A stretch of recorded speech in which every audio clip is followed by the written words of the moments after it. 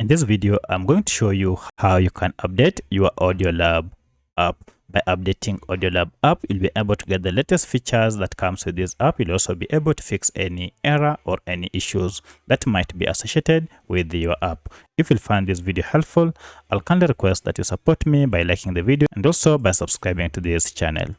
Alright, let's get into it. So to get started, all you need to do is to go ahead and access this Audiolab app either through Google Play Store or App Store and find out if we have an update.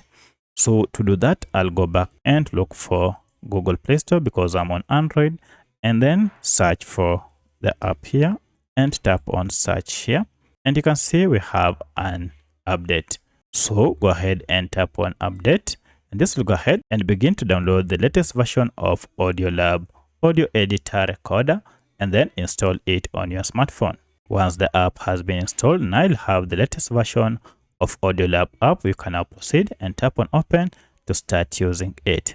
So that's how you can update Audiolab app on your Android smartphone by following these steps. If you have any other question, kindly let me know in the comment section. Otherwise, thanks for watching and let's meet in the next video.